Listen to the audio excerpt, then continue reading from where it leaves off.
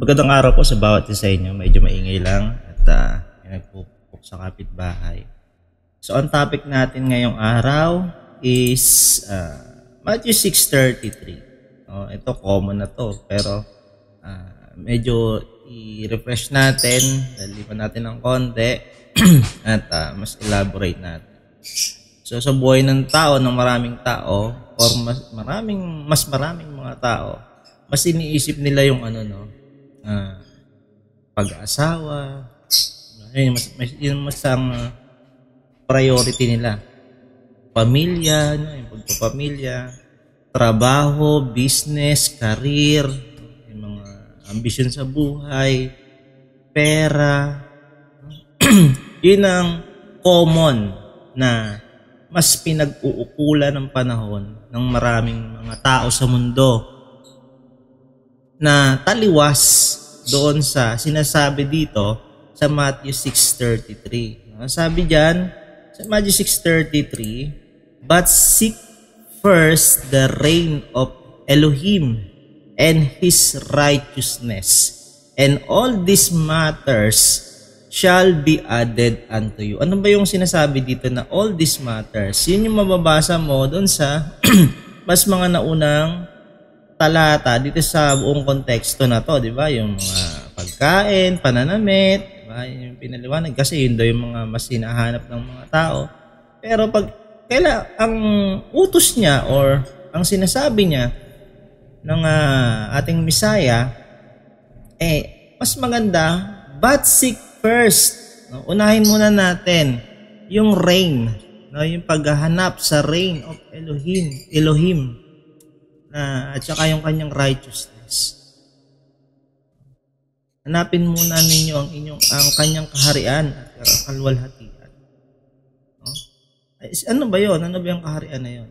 Yung kaharian niya doon sa langit, hindi yung literal na mamaya, isipin mo, paano ko hanapin yun? Ang kaharian ng nasa paraiso, sa langit, etc. Hindi. Yung kaharian niya sa paraiso, sa langit, ibinaba niya dito sa lupa. Paano nangyari yun? Sa pamamagitan ng bugtong na anak and His righteousness. Yun ngayon ang hahanapin. Bakit kailangan kong hanapin? Kilala ko naman yun. Kilala ko ang tawag sa kanya. Kilala mo nga. Ang problema, sumusunod ka ba? Unang-unang tanong dyan, kilala mo ba talaga siya? Ano ba talaga yung tunay niyang pangalan? Baka mamaya yung kilala mong pangalan, yung common lang na pangalan na sikat na sikat sa buong mundo. Diba? Pero meron siyang tunay na pangalan mula sa kanyang Hebrew na original name. Ano yun? Yahushua. Napaka-importante po na matawag natin sa tunay na pangalan. Kasi mamaya, saan ba galing yung pangalan na kilala mo? Baka mamaya, tawag ka ng tawag yun sa pangalan na yun. Hindi naman pala yan yung valid na pangalan. Mas important, pinaka-safe, na tayo sa original name. Ang original Hebrew name kasi, ang first language sa buong mundo is Hebrew. So, ang tinawag sa kanya, Hebrew, sa pangalang Hebrew, Hebreo. So, dun tayo, yun na lang para safe tayo, tawagin natin siya sa pangalan niyang original, yung Hebrew name na Yahushua. Para kung sakali man, siyempre at least tinawag ko siya sa tunay niyang pangalan, hindi yung tinuro lang sa akin na baka mamaya hindi ko man lang na-research kung saan ba galing yun, kailan ba na-invento yung pangalan na yan, etc. So, mga tinalakay ko na yan sa mga videos ko, sa ibang platforms, sa TikTok, sa YouTube, natalakay ko na rin yan. At actually, upload ko rin naman sa YouTube. So, ayun, yun muna yung unahin ng tao. Kasi kung pag-iisipan mo ng mabuti, unawain mo maigi itong talata na to. But seek first. Ano ba ibig sabihin? Unahin muna natin the reign of Elohim and His righteousness. And all these matters, yung mga binanggit, yung sinasabing pag-aasawa, pangangailangan sa buhay, pananamit, mga tirahan, negosyo, pera, etc., etc., shall be added unto you.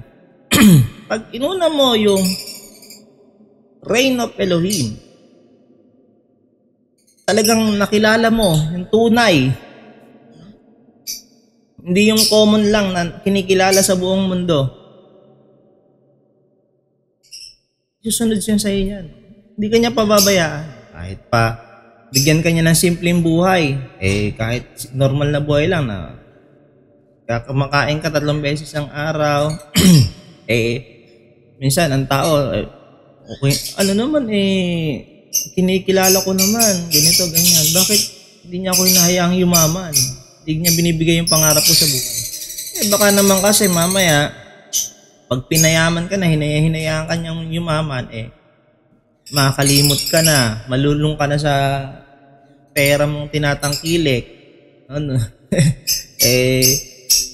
mahihiwalay ka sa kanya, mawalan siya, mababawasan siya ng tao. Imbis na naglilingkod ka, na trabaho naman natin yon sa Matthew 28:18 to 20, no? Yun ang utos sa atin. O, basa yon. Imbis na naglilingkod ka sa Ama na nasa langit, mapapabayaan mo na kasi yumaman ka na. Marami ka ng pera. Marami kasing gano'n na tao na nalulunod sa salapi. Mabuti nga, kaso nga lang, nalulunod. Tandaan nyo, no man can serve 2 masters. No? Sa Matthew 6:24, sabi dyan, nasa na ba tayo? No man, no one is able to serve 2 masters, for either he shall hate the one and love the other, or else he shall cleave to the one and despise the other. You are not able to serve Elohim and Mammon. Katwiran ng iba. Marami akong pera. Kaya kong mag-serve, maglilingkod ako sa bayan, tutulong ako sa ibang tao, at sabay nun, maglilingkod ako sa Ama natin na sa langit, etc. Pangungunahan mo ba yung salita? Tandaan natin, basta sinabi sa banal na kasulatan, hindi natin yung pwedeng pangatwiranan. Kasi katwiran na yan . Yan na yung katwiran, di ba? Ang tawag dyan, katwiran. Lahat ng mga nakasulat sa banal na kasulatan is katwiran. Banal na salita. Hindi mo pwedeng ikaw, mangangatwirang ka. Di mo maghanap pa ng ibang mong paniniwalaan. Huwag ka na maniwala sa kanya. Kasi mas pinapaniwalaan mo yung katwiran mo kaysa dun sa katwiran na binibigay niya sa iyo. Tandaan mo, sabi, no one is able to serve 2 masters. Paano yun? Ano yun? Gusto mo, hindi na ako magpayag. Hindi. Kung binigyan ka ng sapat na pangangailangan mo, sabihin na natin mayaman ka. Paano mo gagawin yun? Ang sabi dun sa mayroong tagpo, di ba? Isang binatang mayaman. Nagtanong siya, paano po, anong dapat kong gawin para totally makasunod ako sa'yo? Pagbili mo lahat ng tinatangkilik mo, bigay mo sa mga mahihirap, tapos tsaka kasunod dun sa naisip nung binatang mayaman, teka, ako naman yung mawawala. Hindi niya kaya. Umalis siya. Ayun ang utos Diba? Tapos may sinabi pa siya, huwag kayong mag-impok ng mga kayamanan. Kung papansinin nyo, no? Parang, hindi siya, kumbaga, ano bang term, no? Kumbaga, hindi siya boto na magpayaman yung mga tao. Gusto niya yung simpleng buhay. Pasensya na kami, sipon ako. Simpleng buhay lang na mabubuhay ang tao na kayang maglingkod, na laging inuuna yung kingdom, no? Yung kanyang righteousness, no? Ni Elohim. No? Yung kanyang reign. Hindi niya binapromote, kumbaga, yung magpayaman yung tao. Parang yan lagi dinidiscourage na. O huwag kayo mag-impok ng kayamanan dito sa lupa. Kasi dito may naninirang tanga o may mga magnanakaw dito, etc. etc.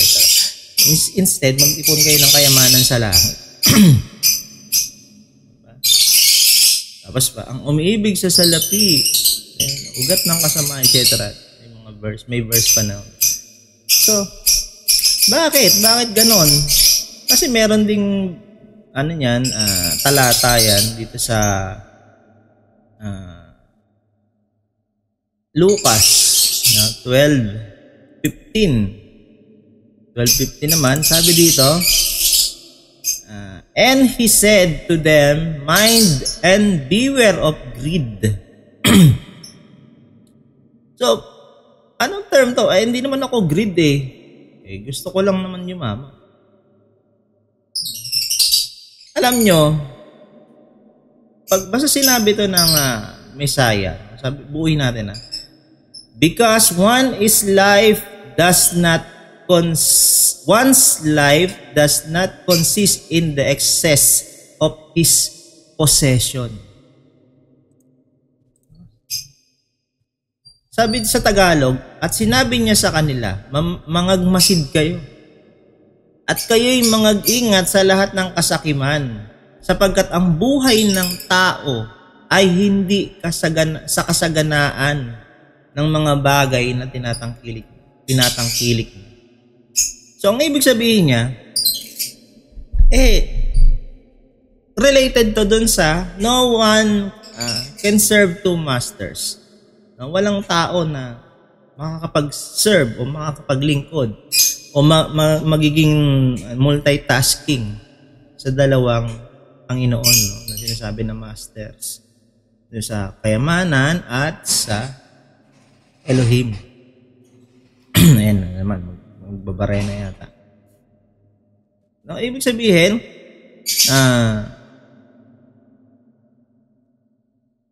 bakit sinasabing kasakiman? Hindi naman ako sakim. Okay lang sa akin yung maging mayaman ako, nakakatulong ako sa nabibili ko lahat ng gusto ko sa buhay, etc. Alam nyo ba na di ba alam niyo naman na ang Ama natin sa langit ay mapanibughuin. Ano ba yung mapanibughuin? Jealous. Masyadong seloso. Kapag ikaw,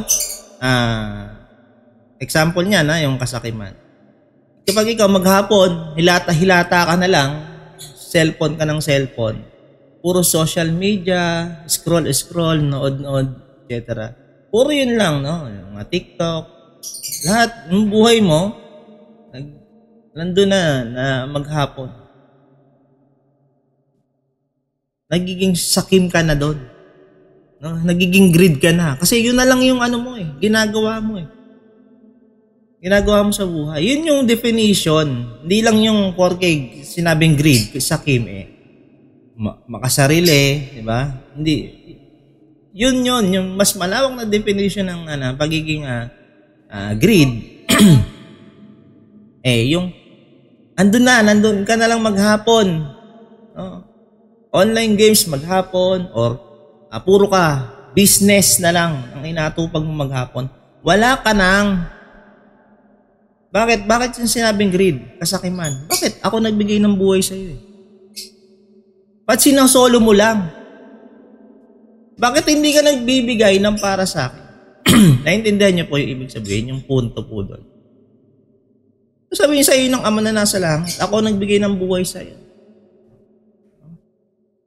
Tapos sinusolo mo lang yung buhay mo. Ginagawa mo lang lahat ng gusto mo sa buhay. Kapag ginagawa mo lang lahat ng gusto mong gawin sa buhay mo sa araw-araw, pagiging greed na po yun. Sabi, at sinabi niya sa kanila, mangagmasid kayo, mag-observe kayo, observe. Tingnan nyo yung paligid nyo, tingnan yung sarili nyo. At kayo'y mangag-ingat sa lahat ng kasakiman, sapagkat ang buhay ng tao ay hindi sa kasaganaan ng mga bagay na tinatangkilik niya. Na masagana ka sa, yun lang Magjowa-jowa ka dyan eh. Yun na lang inaatupag mo araw-araw maghapon. Wala na kayong tigil lang kakachoba-chuchu. Greed na yun. Pagiging greed. Masagana ka dun eh.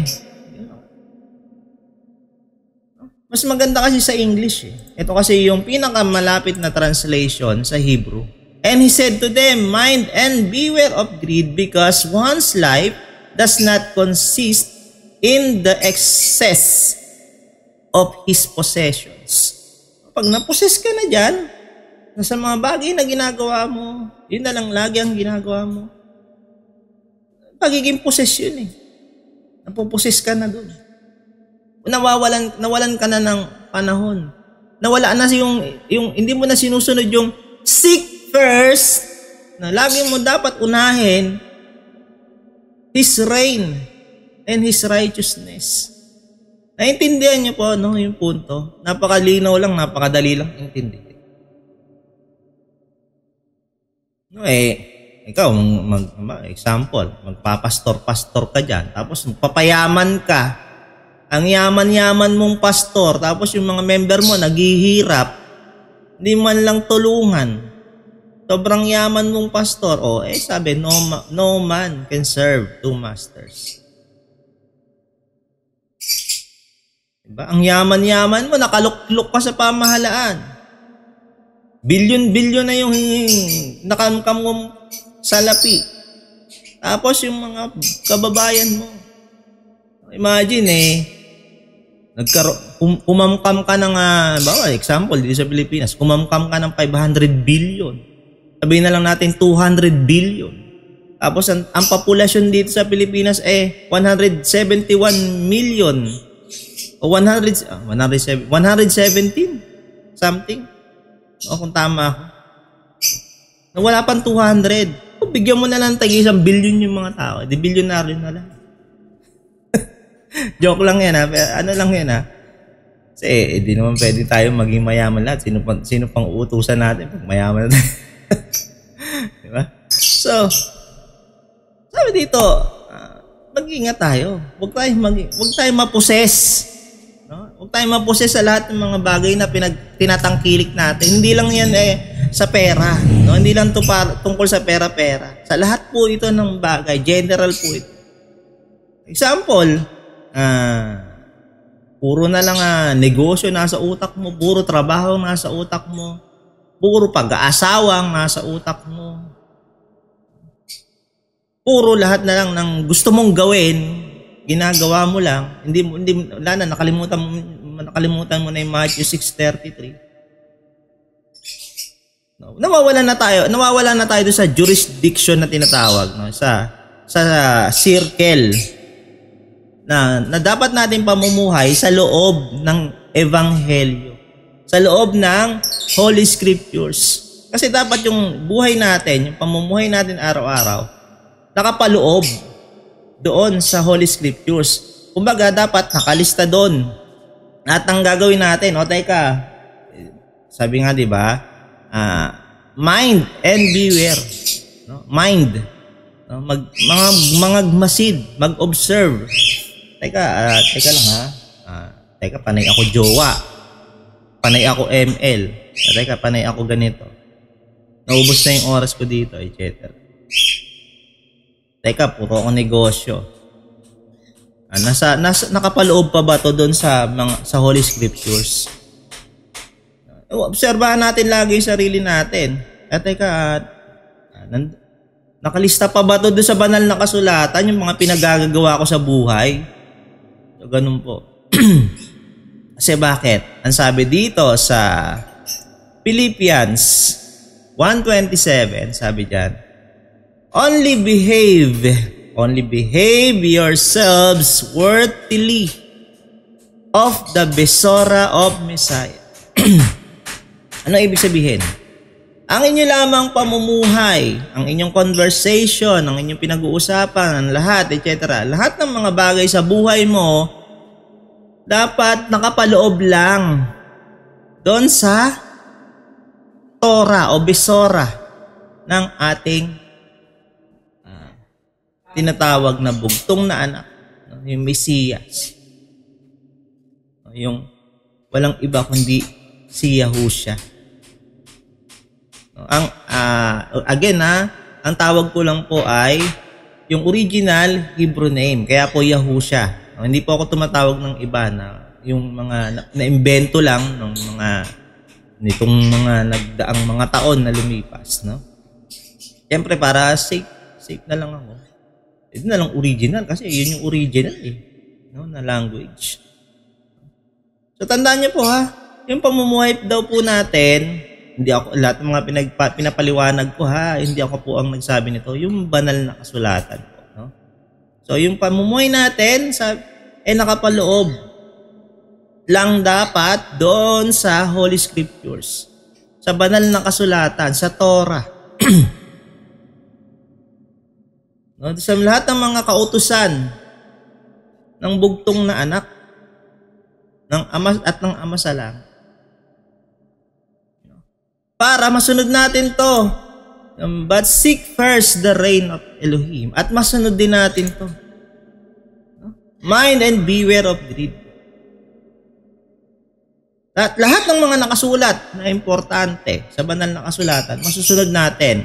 And then, matatawag na tayo na nabubuhay o namumuhay araw-araw sa kalooban ng Ama na nasa langit at sa bugtong na anak. Yun po ang tandaan natin. So, hindi muna ako magagamit ng ibang mga talata para mas manamnam nyo ito. Pag masyadong mahaba, yun yung sabi sa akin ng nanay ko. Pag masyadong mahabaan yung paliwanag para ma-absorb nila, di yun ang gawin natin. So, ayan, maraming salamat po at sana may natutunan tayo dito sa mga bagay na ito. Tandaan nyo lang yung mga verses na pinag-aralan natin. So, kung meron kayong mga tanong o meron man kayong tutol dito sa mga bagay na ito, pwede po kayong mag-comment dyan. Pag-usapan natin yan. At so soon sana makapagbigay-bigay tayo ng sa mga nagko-comment. Tignan natin, no? Yung basta may makita akong magandang comment diyan. Senda natin ng konting pangmerienda. So maraming salamat po. At sana